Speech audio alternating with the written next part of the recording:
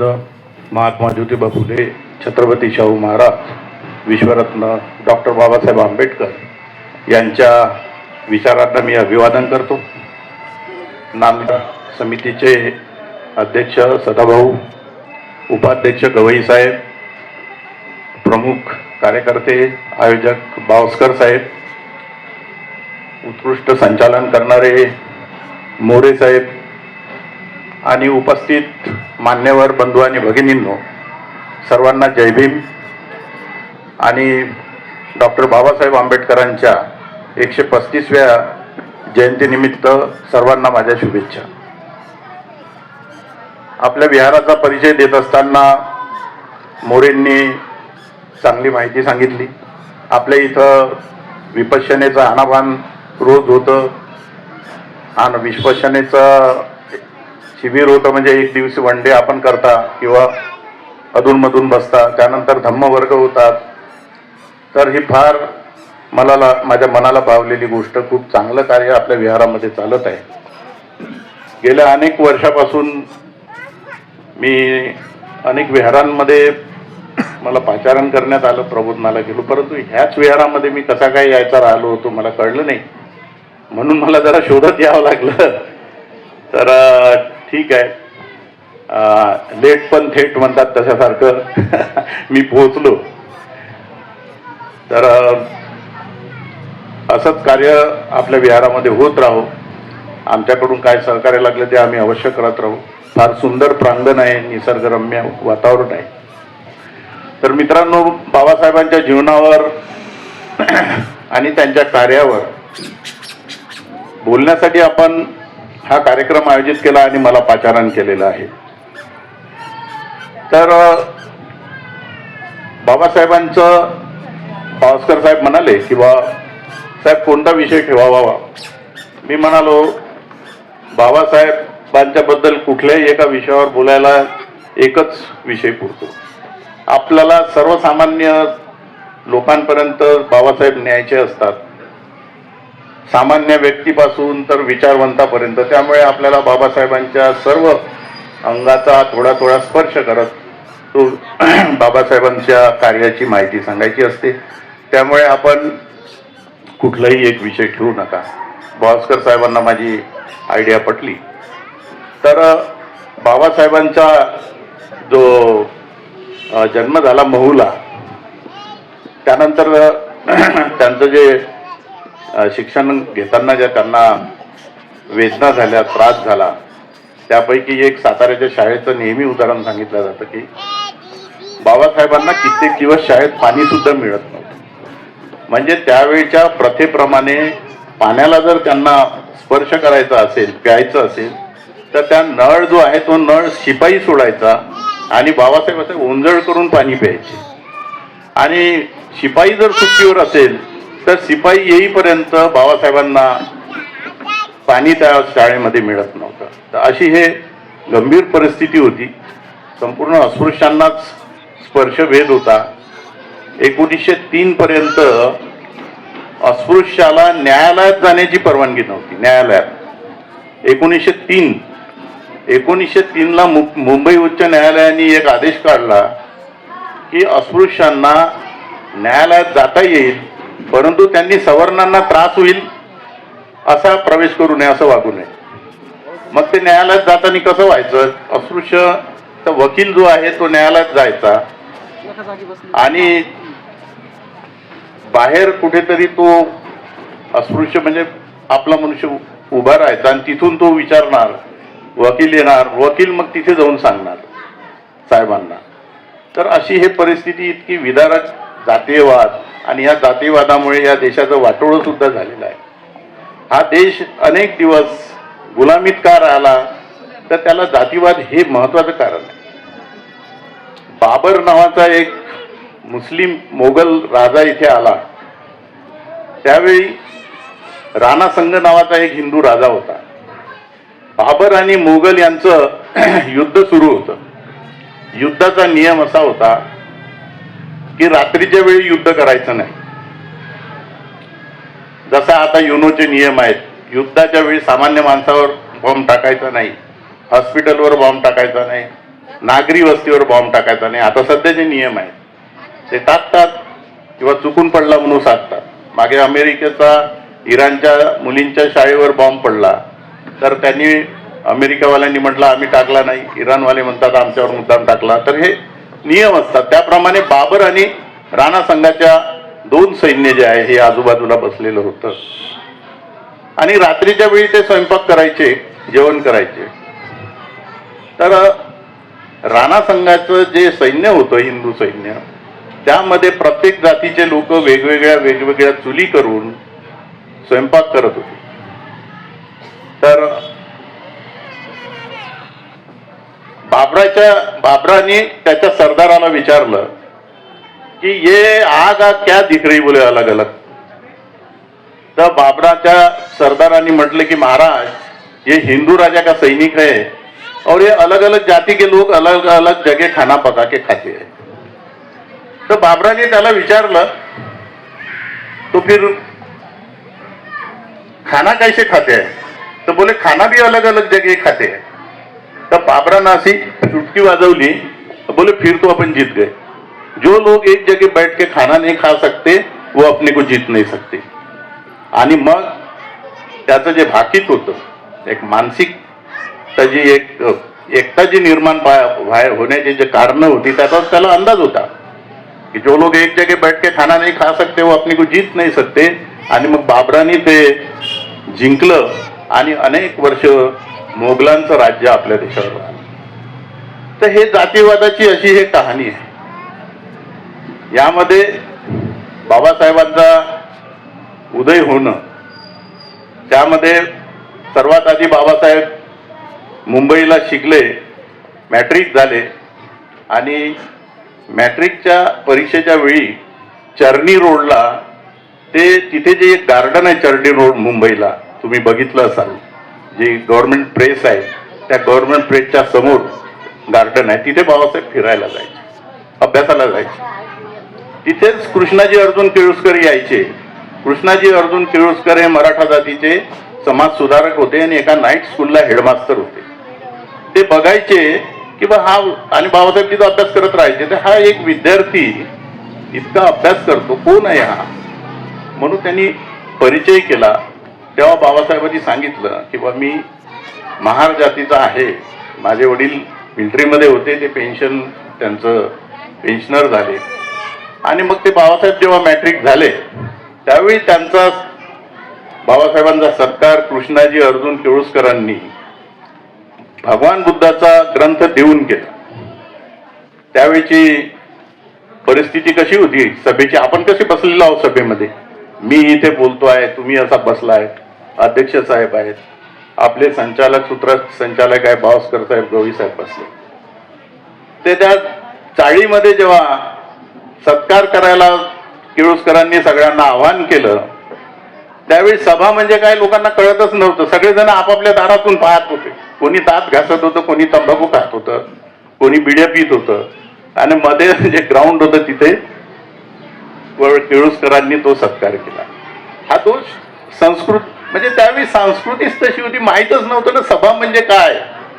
आता आज आत्मभान झाल्यामुळे आपण सभा लावतो, एका वक्त्याचं भाषण ठेवतो, आपण प्रबोधन करून घेतो, ऐकतो, ही आपला विकास आहे. तसं नव्हतं त्यावेळी. सॉरी हा, मला जरा मधामधात गळा सुकतो सर, मी पाणी पिला नाही, चालतं.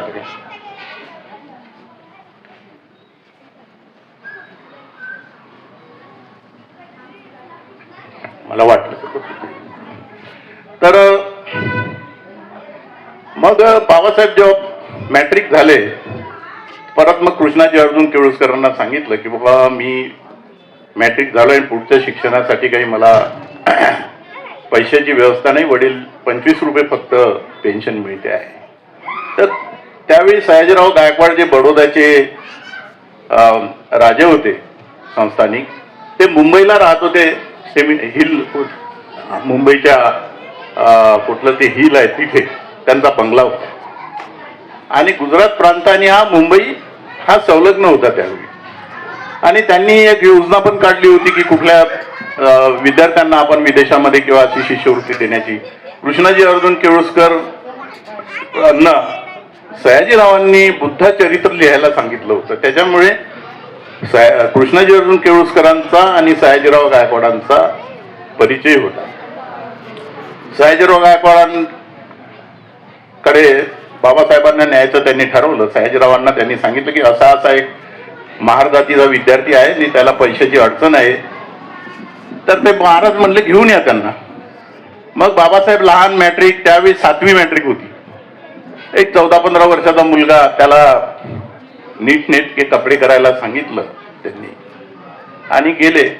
तर एक मोठे महाराज आणि एक 16-17 वर्षाचा मुलगा, आज आपल्या सामान्य एखाद्या माणसाला, एज्युकेटेड माणसाला कलेक्टरला भेटायचं म्हणलं तर त्याला थरकाप सुटतो. पण बाबासाहेब धीटपणे गेले. महाराजांनी विचारलं की तू कशासाठी शिकणार आहेस, तुला स्कॉलरशिप मागतो कशासाठी? तर बाबासाहेबांनी सांगितले की माझ्या दलित पीडित शोषित बहुजन समाजाच्या उन्नतीसाठी मी शिक्षण घेणार आहे. महाराज सामाजिक विचाराचे होते. महाराजांना ते वाक्य उत्तर खूप आवडलं आणि त्यांनी लगेच शिष्यवृत्ती ग्रँट केली. शिष्यवृत्तीचा नियम असा होता की ते शिक्षण झाल्यानंतर ते परत द्यायचे होते शिष्यवृत्ती, किंवा तिथे नोकरी करायची होती. मग बाबासाहेब लंडनला गेले, अमेरिकेत गेले, शिक्षण घेतलं. अमेरिकेत असताना त्यांना अजून 1 वर्ष वाढवून पाहिजे आणि त्यांच्या शिष्यवृत्तीची जे मुदत आहे ते संपली होती. आणि मग त्यांना परत येण्याशिवाय काही पर्याय नव्हता. तर त्यांनी तिथून बरेचदा महाराजांना पत्र लिहिलं की महाराज, माझा शिष्यवृत्तीचा मुदत संपली आहे आणि मला 1 वर्ष वाढवून देण्यात यावं. महाराजांना ते पत्र मिळायचं, पण त्यांच्या मुनीम जो आहे तो मुनीम महाराजांपुढे पत्र ठेवत नसे. मनुबाई मेहता त्याचं नाव होतं. मग ते खूप नाराज होऊन कॉलेजमध्ये लायब्ररीजवळ उभे होते. तर सेलिंगमन नावाचे जे प्राध्यापक होते तिथे अमेरिकेला, ते सेलिंगमन बाबासाहेबांच्या बुद्धिमत्तेला ओळखून होते. ते बाबासाहेबांचे आवडते विद्यार्थी होते. बाबासाहेब हे त्यांचे आवडते विद्यार्थी होते.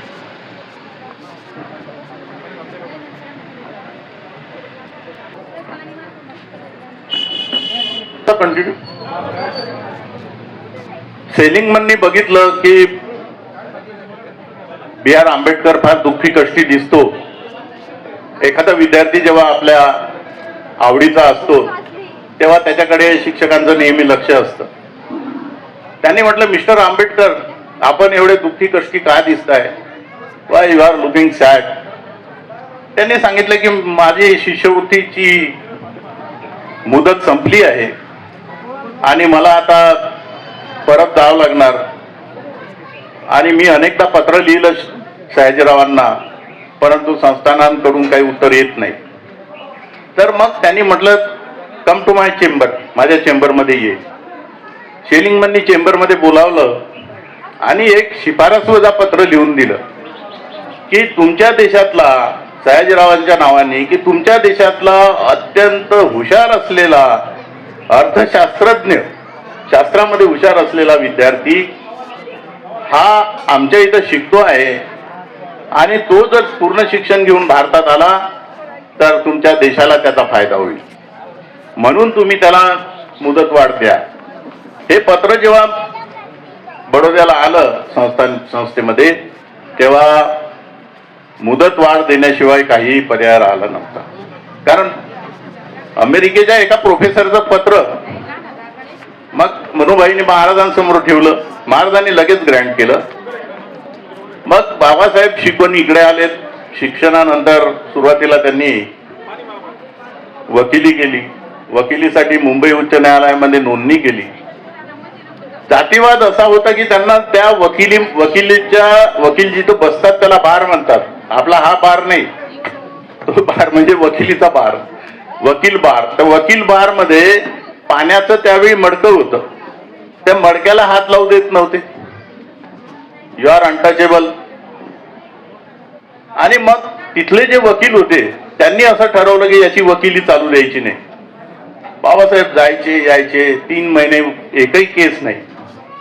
मग हे म्हातारा वकील होता पारशी, त्याने त्याला बोलावलं, मिस्टर आंबेडकर, इथं सगळ्यांनी ठरवलं आहे म्हणे की तुम्हाला इथं वकिली चालू नाही द्यायची.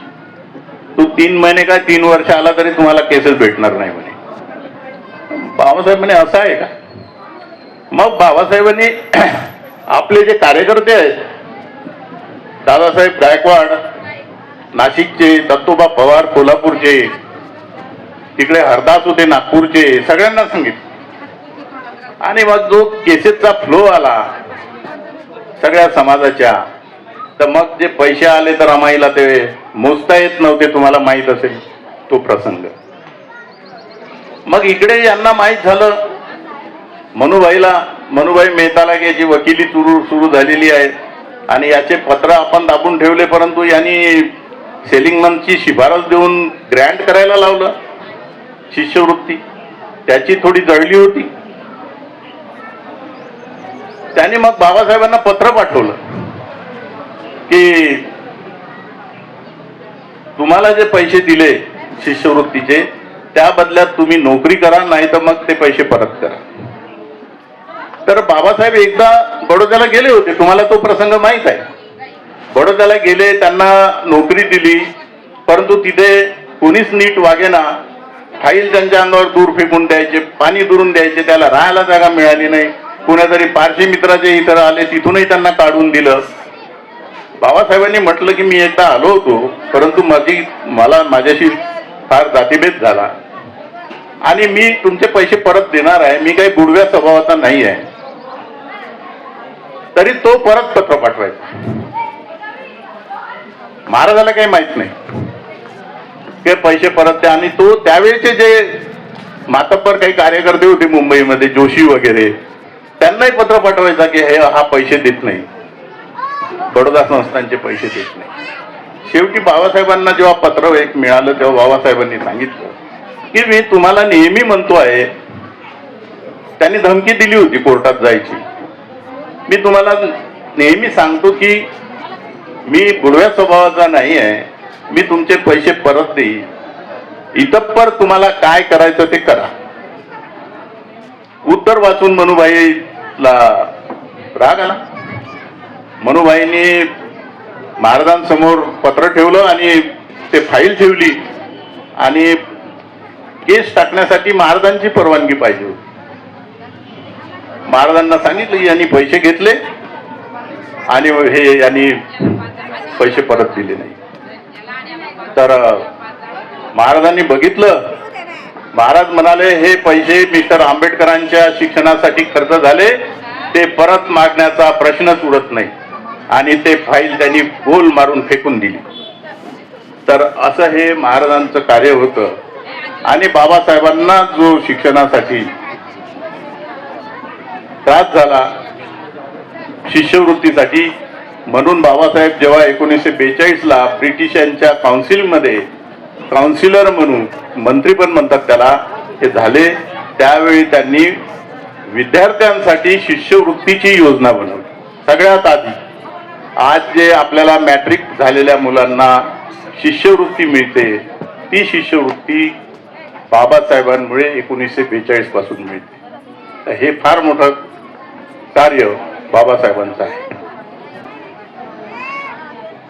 बाबासाहेबांनी आपल्याला शिक्षणाचा मंत्र दिला, शिका, सरकारी नोकरी करा, मोक्याच्या जागा पटकवा. ते म्हणायचे की जो समाज सरकारी नोकऱ्यांमध्ये असतो त्याची उन्नती होते. त्यावेळी सरकारी नोकऱ्याच जास्त होत्या, प्रायव्हेट नव्हत्या. आता प्रायव्हेट निघाल्या. सरकारी नोकरीत जा म्हणजे प्रायव्हेटमध्ये जाऊ नका असं नव्हतं म्हणत ते. तुम्ही नोकरी करा, व्यवसाय करा, चांगलं एक काम करा. ते असंही म्हणायले की इतरांच्या मनातील तुमच्या प्रती असलेली असमानतेची भावना जर नष्ट करायची असेल तर तुम्ही सरकारी नोकऱ्यात गेले पाहिजे.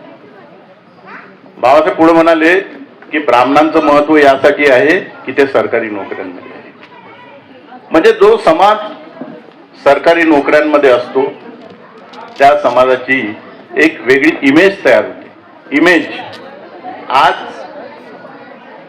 आपल्या समाजाची एक इमेज तयार झाली. हे लोक शिक्षित आहेत, सांस्कृतिक दृष्ट्या पुढे गेले, आणि आज जो जातीभेद कमी झालेला दिसतो तुम्हाला, स्पर्शभेद किमान नाही आहे.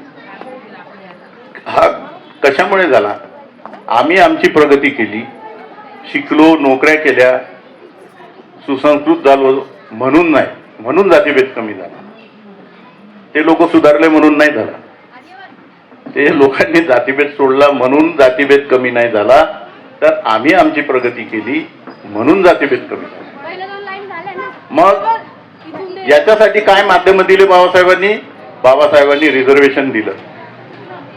संविधानाच्या कलम 16(4) मध्ये अशी तरतूद केली की जो समाज सांस्कृतिक शैक्षणिक दृष्ट्या मागास आहे, जो समाज सामाजिक दृष्ट्या मागास आहे, त्या समाजाला आरक्षणाची तरतूद केली. संविधानाच्या कलम 340 नुसार ओबीसीला आरक्षणाची तरतूद केली, 341 नुसार अनुसूचित जातीला केली आणि 342 नुसार अनुसूचित जमातीला केली. तर अशा रीतीची तरतूद त्यांनी केली. तेव्हा काही लोकांना असं वाटते की आरक्षणामुळे जातीभेद निर्माण होतो. तर बाबासाहेब म्हणतात की आरक्षण हे समतेसाठी आहे, आरक्षण हे समतेसाठी आहे. आता आपलेही काही लोक मधामधात म्हणत राहतात, आता आरक्षण कशाला घ्यायचं, आता किती दिवस घ्यायचं, आणि जाती अंताची लढाई वगैरे काय काय शब्द काढतात, आणि तेही म्हणतात आरक्षणामुळे जातीभेद होते म्हणून. त्याला जाती आरक्षणाचा सिद्धांतच समजत नाही या मूर्ख लोकांना. अरे हे आरक्षण कशासाठी आहे? आरक्षण द्याल, प्रगती होईल, तर तुमची इमेज वाढेल. बाबासाहेबांनी त्यावेळी असंच समता संघ काढलेला होता. त्या समता संघाच्या वेळी असाच विरोध केला होता की हे आंबेडकर म्हणे समता म्हणतात आणि दुसऱ्या बाजूला आरक्षण मागून विषमता करतात. तेव्हा बाबासाहेबांनी रुग्ण व्यक्ती आणि सुदृढ व्यक्ती यातला फरक सांगितला होता की रुग्ण व्यक्तीला जर तुम्ही सुदृढ करणार नाही तर तो सुदृढच्या बरोबर स्पर्धा कशी करेल. 1902 ला जेव्हा कोल्हापूर संस्थानामध्ये छत्रपती शाहू महाराजांनी बहुजन समाजाला 50% आरक्षण दिलं होतं, त्यावेळी सुद्धा एक अभ्यंकर नावाच्या वकिलांनी विरोध केला होता आणि यांना शाहू महाराजांना म्हटलं होतं की ह्या आरक्षणामुळे तर समाजामध्ये भेद होईल, तू इकडे ये म्हटला. त्याला घोडपागामध्ये घेऊन गेले, घोड्याचा जो घोडपाग असते, आणि तिथे चणे टाकायला लावले. सोडा म्हटले घोडे. घोडे सोडले. जे स्ट्रॉंग घोडे होते ते सगळे चणे खाऊन टाकले, आणि वीक जे घोडे होते, कमजोर, ते बिचारे मागास राहिले, त्यांना काहीच मिळालं नाही. बघ शाहू महाराज म्हणाले, बघ अभ्यंकर, हे जे आरक्षण आहे ना, हे याच्यासाठी आहे, ह्या वीक लोकांना हे आधी सुदृढ करावं लागेल. तुम्ही सुदृढ व्हाल तेव्हा समता येईल. आज आपल्याला एक 15-20 घरामागे एक इंजिनियर पोरगा मिळतो, दिसतो. इंजिनियर साहेब, मेडिकलचे डॉक्टर्स आहे, कसे आहेत, काय प्रायव्हेट मेडिकल इंजिनिअरिंग कॉलेजची 3-4 लाख रुपयाची फी हे समाज कल्याण खातं भरते. पूर्वी 1.5 लाख होती, आता 2 लाख रुपये, 3 लाख रुपये फी आहे. ही फी सरकार भरते, म्हणून आमचे मुलं इंजिनिअरिंग शिकू शकतात. हे रिझर्वेशनमुळे. मेडिकल कॉलेजची एका वर्षाची फी 5 लाख रुपये आहे, काही ठिकाणी 6 आहे. 5 वर्षाची 25 लाख रुपये फी आहे. रिझर्वेशन आहे म्हणून समाज कल्याण फी देते. म्हणून रिझर्वेशनचे हे फायदे आहे. रमाई घरकुल योजना आहे. पूर्वी गावखेड्यामध्ये झोपड्या होत्या, आता कसं तरी एक सिमेंटचं टॉयलेट बाथरूमचं एक घर बांधलंय. म्हणजे रिझर्वेशनचे फायदे नाहीत असं म्हणणं जे आहे ना, आणि रिझर्वेशनमुळे काही मिळत नाही किंवा रिझर्व जागा संपल्या वगैरे, हे खरं आहे की खाजगीकरणामुळे, म्हणजे जे सरकारच्या ज्या कंपन्या आहे, उद्योग आहे, त्याचं आता खाजगीकरण केलं आणि तिथून रिझर्वेशन बंद झालं. हे खरं आहे. हे सगळं का झालं? तर जेव्हा जेव्हा आपली प्रगती होते तेव्हा तेव्हा याला खुंटवण्याचे कामं होतात. ब्रिटिश जेव्हा भारतामध्ये आले, ब्रिटिश भारतात आले त्यावेळी ब्रिटिश सैन्यामध्ये महार लोक गेले. त्यांना भीमा कोरेगावचं युद्ध जिंकून दिलं. तुम्हाला माहित आहे की पेशव्यांनी जो तोंडाला गाडगा आणि पाठीला झाडू लावला होता त्याचा वचवा भरून पाचशे महारांनी 28,000 पेशव्यांचा निपात केला. हे झाल्यानंतर महारांना प्रमोशन मिळालं, मिलिटरीमध्ये राहून त्यांना इंग्रजी शिकणं कंपल्सरी होतं, त्यांचा राहणीमानाचा दर्जा वाढला. बाबासाहेबांचे वडील मिलिटरीत होते, त्यांचे वडील मिलिटरीत होते, त्यांचे सासरे मिलिटरीत होते. विशेषतः कोकणातला जो महार समाज होता हा मिलिटरीमुळे प्रगत झालेला होता. ह्या जातीयवादी लोकांना ते पाहलं नाही. त्यांनी ब्रिटिशांचे कान भरले. ब्रिटिशांना म्हणलं की यांना मिलिटरीतून काढून टाका. आणि ब्रिटिशांनी 1895ला एक आदेश काढला की महार लोकांना मिलिटरीतून पेन्शनमध्ये काढून टाकलं. महारांना मिलिटरीमध्ये आर्मीच्या नोकऱ्या नाही, घोडपाक वगैरे खालच्या दर्जाच्या कामासाठी ठेवलं, शिक्षण वगैरे असं. म्हणजे जेव्हा जेव्हा आपली प्रगती होते तेव्हा तेव्हा हे असे करतात. मग काय झालं की पहिलं महायुद्ध झालं 1914ला. मग ब्रिटिशांना गरज भासली सैन्याची. परत महारांना सैन्यामध्ये घेतलं. त्यांनी सैन्यामध्ये घेतलं आणि युद्ध संपताच काढून टाकलं. सगळेजण नाराज झाले.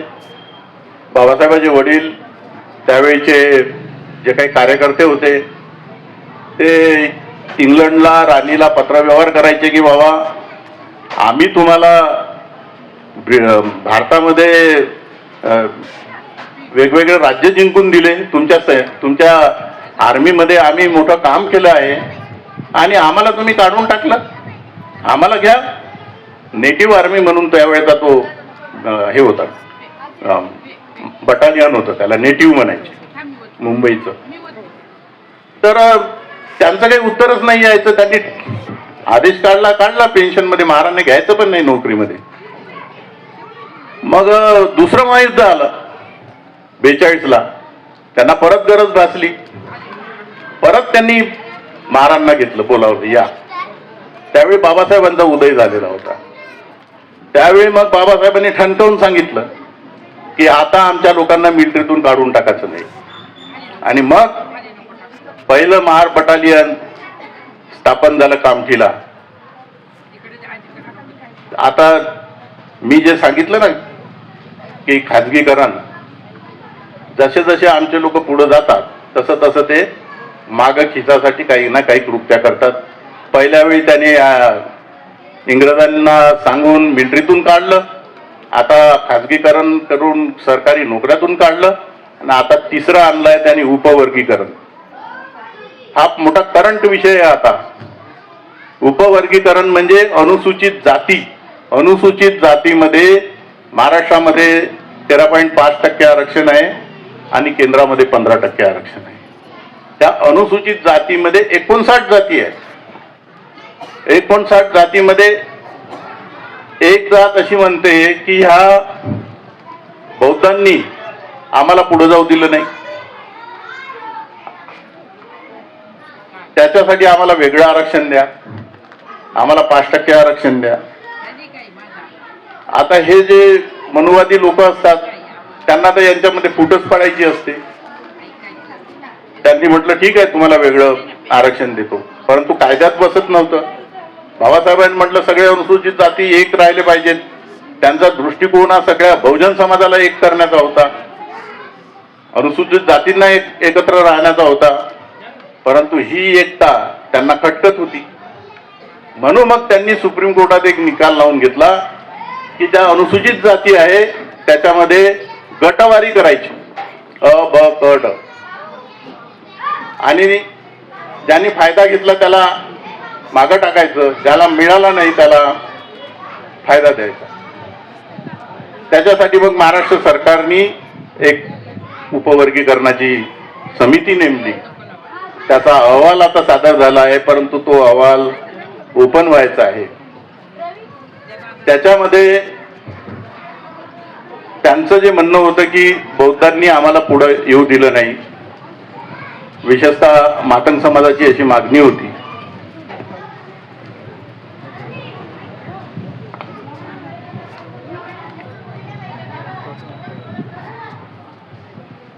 तर महाराष्ट्रामध्ये बौद्ध हे 60% आहे, 13%मध्ये. साधारणतः 10.5% लोकसंख्या आहे. ज्यांची लोकसंख्या जास्त आहे ते नोकऱ्यांमध्ये आणि शिक्षणामध्ये असणारच आहे ना. पण लोकसंख्येच्या प्रमाणात कुठं जास्त आहे?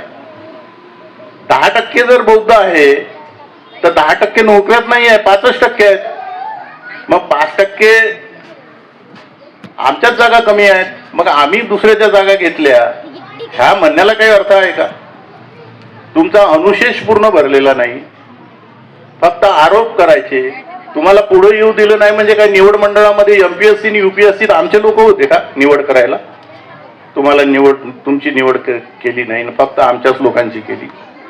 अरे कठीण परिश्रम घेऊन लोक पुढे आले, 10-10 किलोमीटर पायी चालून शाळेत गेले, 10x10च्या हॉस्टेलच्या रूम मध्ये 15-15 मुलं राहिले. त्या औरंगाबादला विदर्भातले लोक शिकायला यायचे, एका सदरा तो पैजामान शर्ट घालून. त्यावेळी थोडी स्कॉलरशिप द्यायची, आल्या आल्या तिथे दिवाळीपर्यंत राहायची. एका रूम मध्ये 20-20 लोक राहायचे. शेतावर काम करून शिकले, तेलघाणीमध्ये काम करून, रिक्षा चालवून, मजुरी करून लोक शिकले. हे तुम्ही आम्ही असे सहज इथपर्यंत आलेलो नाही. अशी मेहनत करायला काय झालं होतं यांना?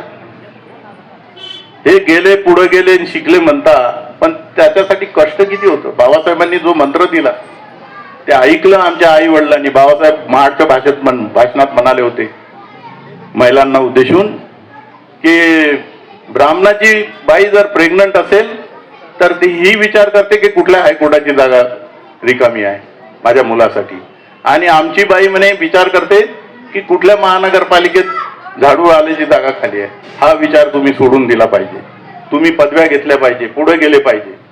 हे सगळे मंत्र त्यांनी दिले. शिक्षण हे वाघिणीचं दूध आहे. आणि म्हणून लोकांचं आत्मभान जागृत झालं.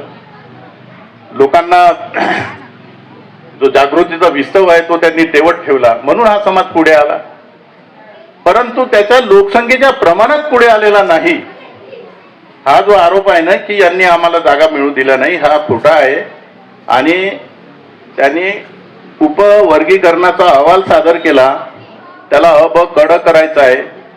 अ वर्गामध्ये बौद्धांना ठेवून बाकीच्यांना डावलायचं आहे, अशी जी प्रवृत्ती लक्षात आली तो तर पूर्ण महाराष्ट्रभर त्या गोष्टीला विरोध सुरू आहे.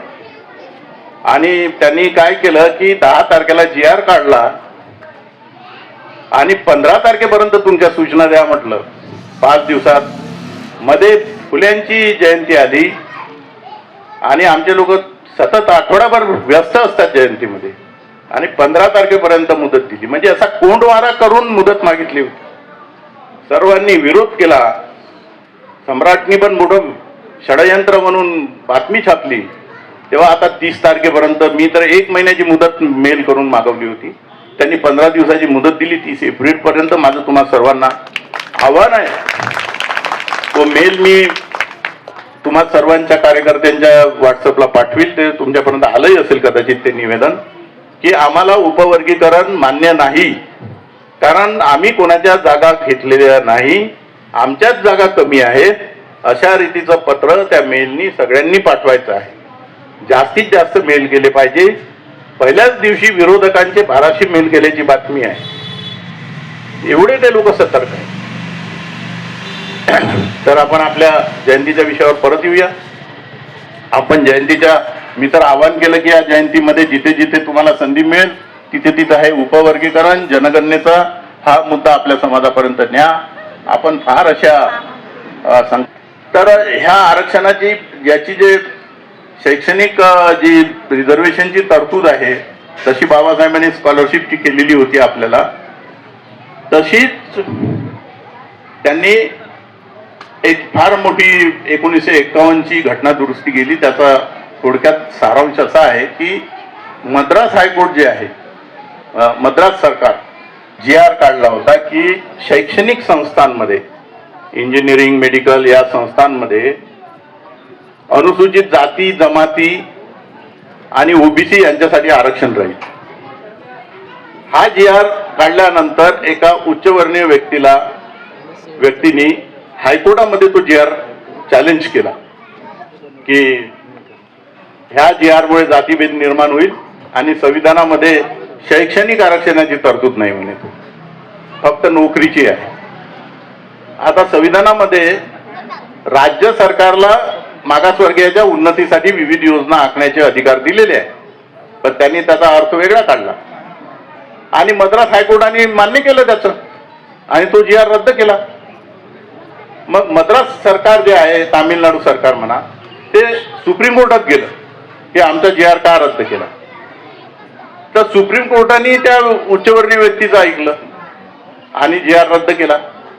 आणि ही जे आरक्षणाची तरतूद आहे ना, ज्याच्यात शैक्षणिक संस्थांमध्ये कॉलेजेसमध्ये जे रिझर्वेशन आहे ते बंद झालं होतं, कारण तो जी आर सुप्रीम कोर्टाने रद्द केला होता.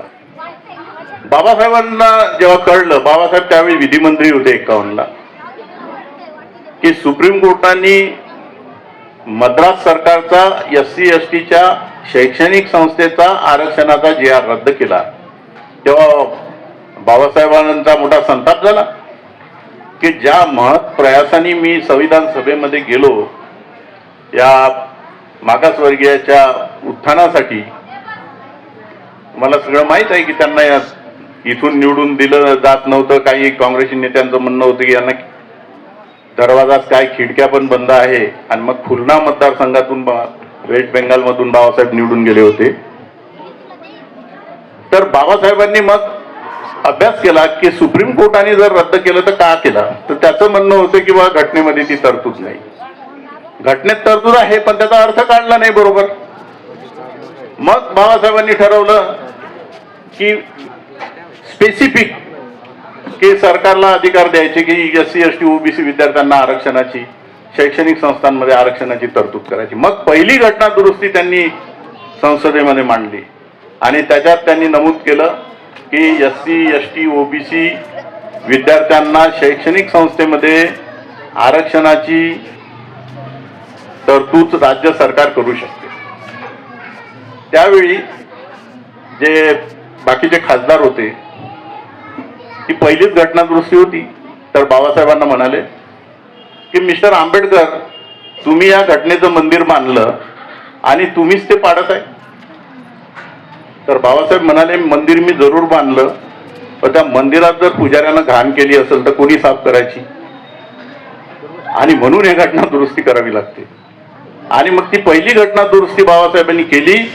म्हणून आज आम्हाला आणि तुम्हाला आणि विद्यार्थ्यांना मेडिकल, इंजिनिअरिंग सगळ्या कॉलेजेसमध्ये राखीव जागा आहेत. म्हणून आम्ही न्यायाधीश होऊ शकलो, LLB ला ऍडमिशन घेऊ शकलो ना, मुलं इंजिनियर होऊ शकले आणि होऊ शकतात. तर हे बाबासाहेबांची फार मोठी कामगिरी आहे. म्हणजे पहिली तुम्हाला स्कॉलरशिपची सांगितली आणि आता त्यांनी जे शैक्षणिक संस्थेची आरक्षणाची आहे ती एक कामगिरी फार मोलाची कामगिरी आहे. पण ज्या हिंदू कोड बिलासंबंधी आपण बघूया. हिंदू कोड बिल काय आहे आणि का करावं लागलं. पूर्वी कायदा नव्हता. एखाद्याला जर न्यायालयामध्ये, कारण संविधान नव्हतं, एखाद्याला न्यायालयामध्ये जर हक्क मागायचे असतील, वारसा हक्क किंवा विवाहाचे हक्क, तर लिखित कायदा नव्हता, पंडितांचे मतं घ्यावे लागत होते. तुमच्या माहितीसाठी म्हणजे जेव्हा महाडचा सत्याग्रह केला बाबासाहेबांनी, पाण्याला स्पर्श करण्याचा अधिकार अस्पृश्यांना नाही, ही आमची परंपरा आहे असं म्हणून त्यांच्या विरुद्ध केस टाकली होती. सुरुवातीला तात्पुरता मनाई हुकूम सुद्धा दिला होता. त्यानंतर ते केस चालली. तर ते केस चालली असताना तो अधिकार आहे की नाही यासाठी पाले शास्त्री नावाच्या ब्राह्मण पंडिताची साक्ष दिली होती बाबासाहेब. कुर्तकोटी म्हणून जे नाशिकला होते शंकराचार्य, त्यांची साक्ष दिली. सावरकरांचा भाऊ रामभाऊ सावरकरांची साक्ष दिली. आणि त्यांनी सांगितलं की हिंदू समाजामध्ये अस्पृश्यांनी पाण्याला स्पर्श करू नये अशी तरतूद नाही. तर ह्या साक्षीमुळे मग ती महाडची केस आपण जिंकलो होतो, बाबासाहेब जिंकले होते. तर अशा रीतीचे साक्ष ही पंडित लोकांची घेतल्या जायची. कारण कायदा नव्हता. मग हिंदू कोड बिलाच्या वेळी काय परिस्थिती होती, समाजामध्ये वाईट चालीरीती होती. म्हणजे एका पुरुषाला कितीही पत्नी करता येत होती, पण स्त्रीला मात्र दुसरं लग्न करता येत नव्हतं. स्त्री विधवा झाली तरी तिला दुसरं लग्न करण्याचा अधिकार नव्हता. वारसा हक्कामध्ये आई वडिलांच्या प्रॉपर्टीमध्ये स्त्रीला हक्क नव्हते, तिला दत्तक घेता येत नव्हतं. अशा रीतीचे अधिकार स्त्रियांना नव्हते. ते अधिकार मिळावे, संविधानामध्ये तरतूद होती की स्त्री पुरुष समान आहे, प्रत्येकाला एक हक्क आहे. असं असताना सुद्धा ह्या वैयक्तिक कायद्यामुळे अडथळे निर्माण झाले होते. आणि म्हणून मग त्यांनी हिंदू कोड बिल तयार केलं. आणि ते हिंदू कोड बिलामध्ये एक पत्नीत्व टाकलं. लग्नाचे वय ठरलेले नव्हते. लहान मुलीसोबत एक पोक्त वयाचा माणूस सुद्धा, वृद्ध माणूस सुद्धा लग्न करू शकत होता. म्हणून मुलांच्या लग्नाची वय टाकली बाबासाहेबांनी. सुरुवातीला त्यांनी मुलीचं 15 आणि मुलाचं 18 टाकलं. नंतरच्या काळात आता मुलीचं 18 आणि मुलाचं 21 अशी वयोमर्यादा केली पुढे चालून. पण ह्या सगळ्या संकल्पना ह्या बाबासाहेबांच्या आहेत. तर त्यासाठी त्यांनी ती तरतूद केली. आणि म्हणून आज महिलांना एक काय म्हणतात त्याला, विश्वास वाटतो आपल्या घरात राहताना की माझा पती हा दुसरं लग्न करणार नाही, कारण त्याला कायद्याचा अधिकार नाही. आणि हा विश्वास काही बौद्ध महिलांना वाटते असं आहे का? सगळ्या जाती धर्माच्या महिलांसाठी हा कायदा लागू आहे, ब्राह्मण असो, क्षत्रिय असो, वैश्य असो. तर हा महिलांना फार मोठा त्या कायद्यामुळे एक जीवन जगताना सुरक्षा मिळाली. हे महान कार्य बाबासाहेबांनी केलं. मुलींना आपल्या आई वडिलांच्या प्रॉपर्टीमध्ये हिस्सा मिळावा ही तरतूद बाबासाहेबांच्या कायद्याने केली. पूर्वी मुलींना हिस्सा नव्हता, तो फार कमी दिला जायचा. तर आणि मुलींना विधवा झाल्यानंतर, महिला विधवा झाल्यानंतर विशेषतः उच्चवर्णीय समाजामध्ये ही प्रथा होती.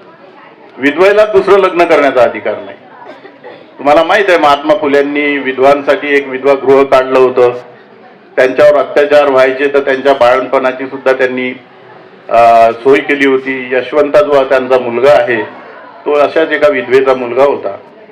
तर हे अन्याय अत्याचार रोखण्यासाठी तिला दुसरं लग्न करू द्या ना. तर ही तरतूद बाबासाहेबांनी हिंदू कोड बिलातून केली.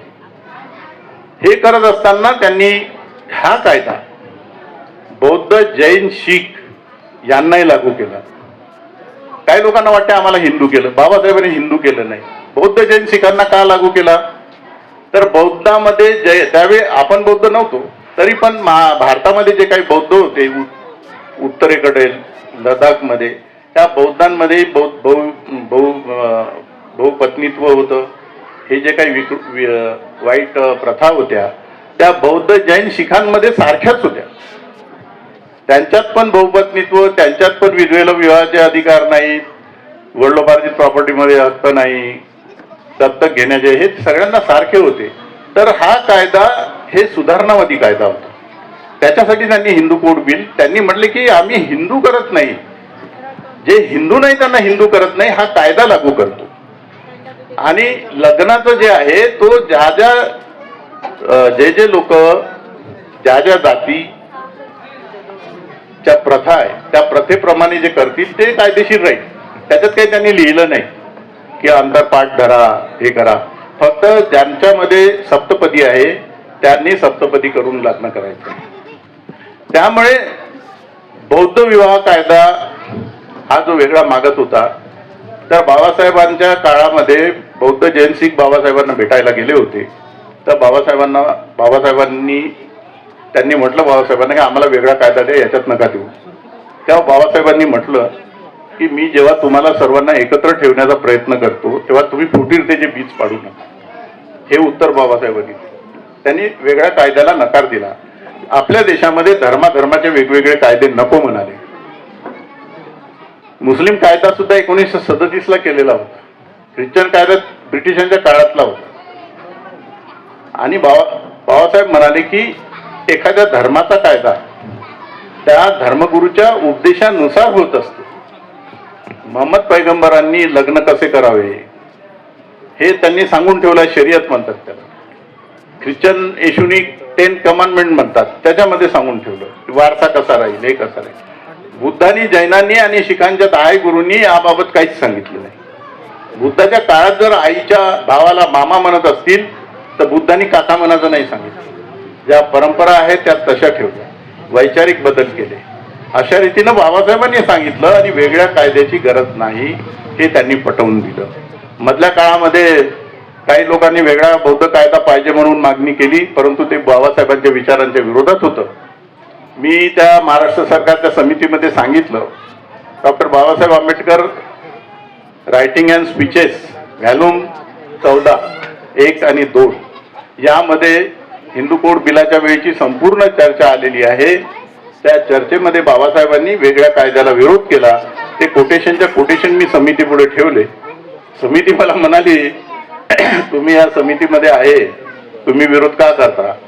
मी 13 लोक होते, ते राजकुमार बटोले त्याचे मंत्री होते, अध्यक्ष, काही आमदार होते. 13 मध्ये मी होतो विरोध करणार. मी म्हटलं हे माझा विरोध नाही आहे, बाबासाहेब काय म्हणते ते सांगत आहे. बाबासाहेबांनी जी दिशा दिली त्या दिशेनं आपण गेलं पाहिजे. त्यांनी सांगितलेल्या मार्गाच्या विरुद्ध जर गेलो तर संपूर्ण समाजाचं आपलं नुकसान होईल. आणि काही लोकांनी मध्ये एक ओरड केली होती की हे सगळे बौद्ध विवाह जे आहे गैरकायदेशीर आहे, हे सगळं चुकीचं आहे. 1982ला मुंबई उच्च न्यायालयाने एक निर्णय दिला. बेबी जगताप वर्सेस जैन जगताप नावाचं एक प्रकरण आलं होतं, त्याच्यामध्ये बौद्ध विवाह हे कायदेशीर की कायदेशीर नाही असा मुद्दा आलेला होता. 1982ला मुंबई उच्च न्यायालयापुढे जेव्हा हा मुद्दा आला तेव्हा त्यांनी तुमच्या परंपरा काय म्हणून इथल्या मान्यवरांचे मतं घेतले. त्यावेळी RS गवई वगैरे होते, त्यांनी त्यांची साक्ष घेतली.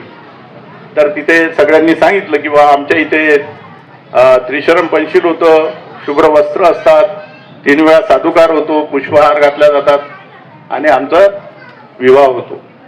मुंबई उच्च न्यायालयाने म्हणलं की हे बौद्धांची परंपरा आहे आणि हे सगळे विवाह कायदेशीर आहेत, त्यामुळे बौद्ध विवाहावर कोणतीही शंका घेण्याचं काहीही गरज नाही, वेगळ्या कायद्याची सुद्धा काही गरज नाही. तर अशा रीतीचा हा हिंदू कोड बिलाचा प्रवास इथपर्यंत आला. धर्मांतर आणि आता आपल्या जनगणनेचं बद्दल मी तुम्हाला थोडी माहिती सांगतो नंतर. सॉरी, मला पाणी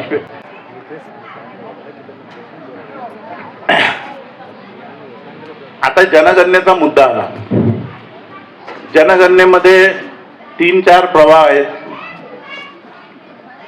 एक प्रवाह असा आहे की आपण धर्म बौद्ध आणि जातही बौद्ध सांगायची. एक प्रवाह असा आहे की आता आपण महार राहिलो नाही, मग आपण महार कसं काय सांगायचं? धर्म बौद्ध आणि महार सांगायचं म्हटलं तर ते महार कसं सांगायचं? तिसरा प्रवाह असा आहे की आपण अल्पसंख्य म्हणून आता सवलती घ्यायच्या.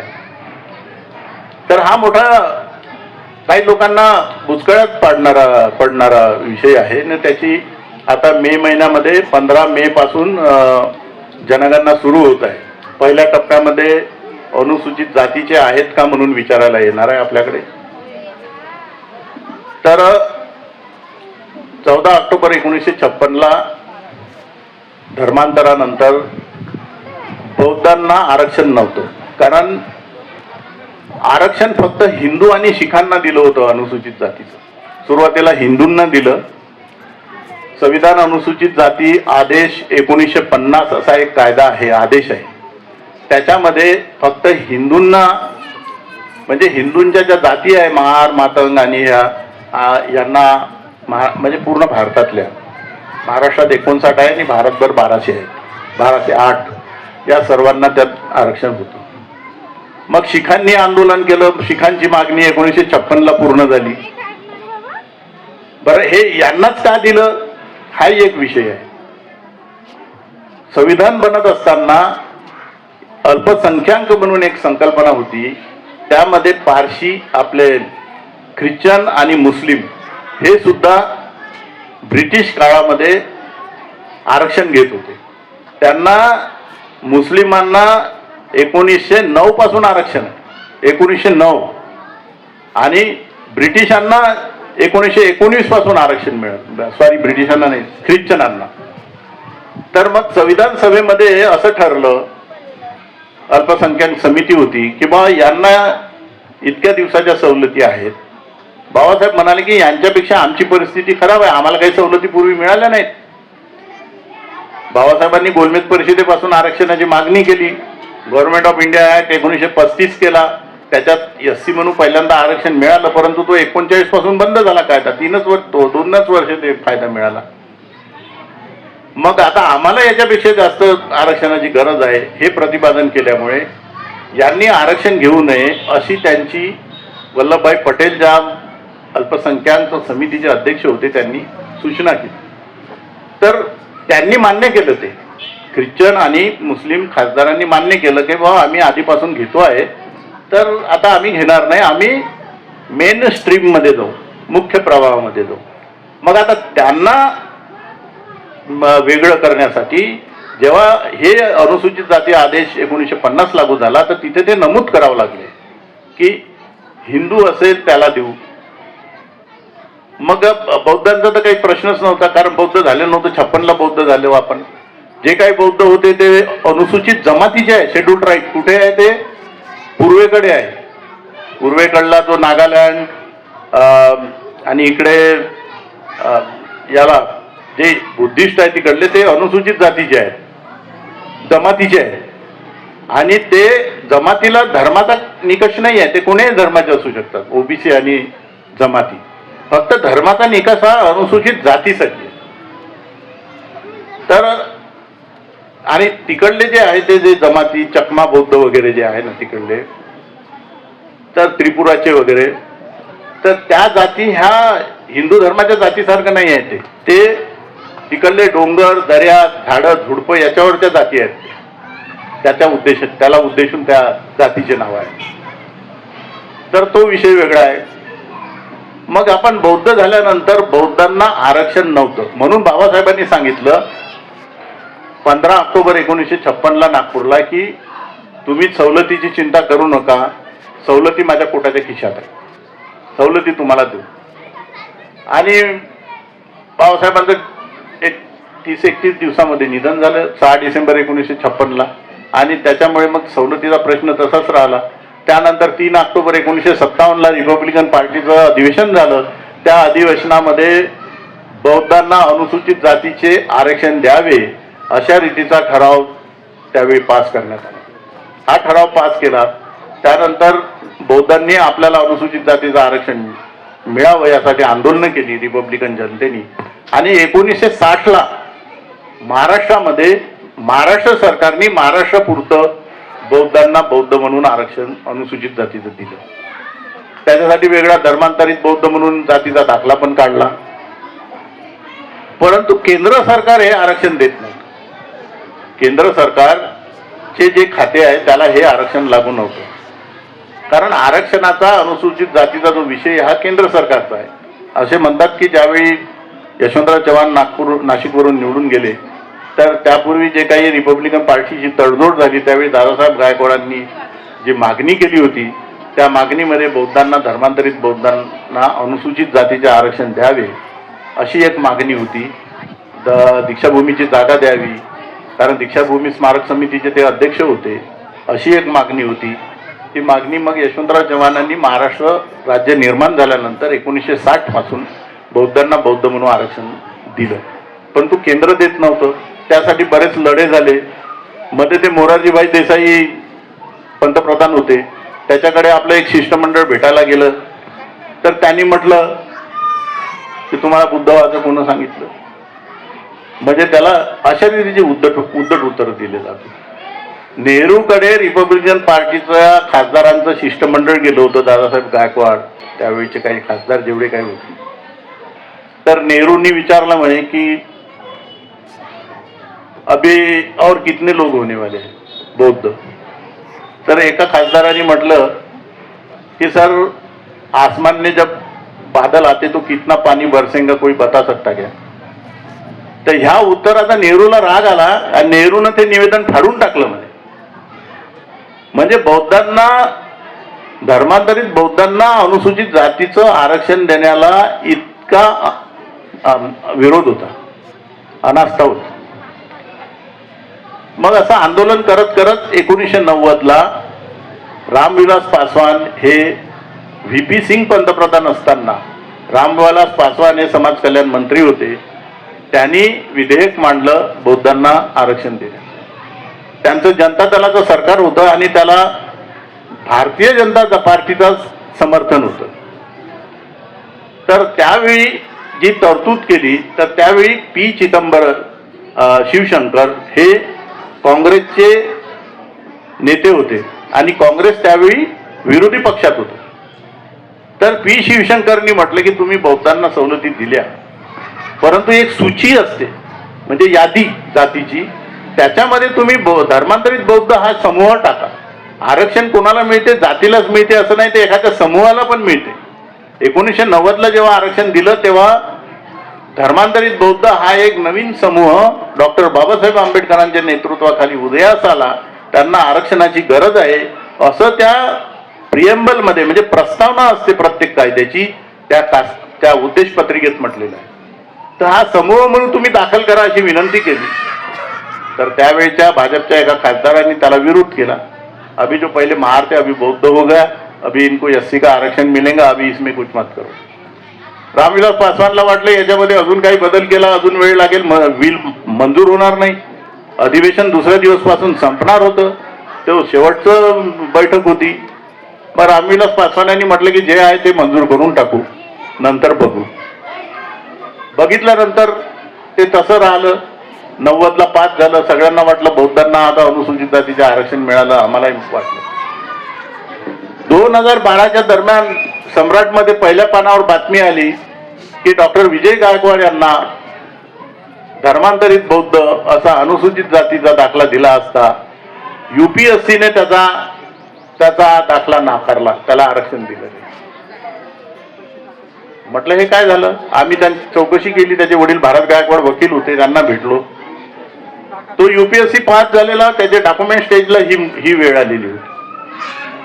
नंतर तिकडे प्रदीप गायकवाड जे समता सैनिक दलाचे आहे नागपूरला, ते जनगणना आयुक्ताला पत्र लिहित होते, मागणी करत होती की ज्यांनी बौद्ध म्हणून आपली नोंद केली त्यांची अनुसूचित जातीमध्ये नोंद केली नाही, ती अनुसूचित जाती म्हणून नोंद करावी. ज्यांनी महार सांगले त्यांची अनुसूचित जातीमध्ये नोंद करता तशी यांची पण करा. तर जनगणना आयोगाने त्याला लिहिलं की बौद्ध जे आहे धर्मांतरित बौद्ध हे अनुसूचीमध्ये नाही. विजय गायकवाडच्या प्रकरणात UPSC म्हणाली की तुम्ही जे दाखला दिला त्याच्यावर जो धर्मांतरित बौद्ध लिहिलाय तो अनुसूचीमध्ये नाही. मग मी विचार केला की मग अनुसूचीमध्ये आपण काय दाखल घेऊ नये, कारण अनुसूचीमध्ये फक्त जातच जात नाही तर तो समूह पण जातो. आणि धर्मांतरित बौद्ध जो आहे Buddhist converted from schedule caste, ही काही जातही नाही ना धर्मही नाही, हा एक समूह आहे. हा लोकसमूह जो सामाजिक दृष्ट्या मागास आहे, शैक्षणिक दृष्ट्या मागास आहे, जो संविधानाच्या कलम 16(4) निकष पूर्ण करतो. आणि बाबासाहेबांच्या पीपल्स एज्युकेशन सोसायटीच्या घटनेमध्ये बाबासाहेबांनी लिहून ठेवलंय बुद्धिस्ट कन्व्हर्टेड फ्रॉम शेड्यूल कास्टला संस्थेमध्ये विशेष सोयी सवलती राहील म्हणून. हे नॉमिनिक्लेचर काही आम्ही तयार केलेलं नाही, ही मागणी केली. आणि महाराष्ट्रामध्ये जेव्हा लोकांचा रोष होता की आम्हाला महारचा दाखला नको, त्याच्यावर उपाय हा होता की सूचीमध्ये आम्ही आलो पाहिजे. सूचीमध्ये जर आम्ही आलो तर महार लिहायची गरज नाही. त्यासाठी मी 2 पुस्तकं लिहिले, अनेक सभा घेतल्या, लेख लिहिले, लोकांना भेटलो, परंतु त्याला पाहिजे तसं सहकार्य मिळालं नाही. काही लोकांनी तर ते विरोध केला. एक मोठे नेते म्हणाले आपण किती दिवस आरक्षण घ्यायचं, आपल्या वडिलांनी घेतलं, आपण घेतलं, आपल्या मुलांनी घेतलं, या आरक्षण आता संपतच आलाय, त्यांनी मागणी लावून धरली नाही. शेवटी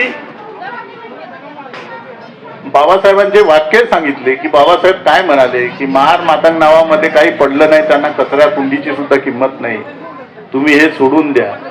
आपण धर्मांतर केलंय, आता महार राहिलो नाही, आपण Buddhist converted from schedule caste झालो आहे, धर्मांतरित बौद्ध हे नाव धारण झालेलं आहे आता. पण जनगणनेमध्ये संविधान अनुसूचित जाती 1950 मध्ये सुधारणा न झाल्यामुळे धर्म बौद्ध आणि जात महार सांगितल्याशिवाय जनगणनेमध्ये त्याची अनुसूचित जातीमध्ये नोंद होत नाही.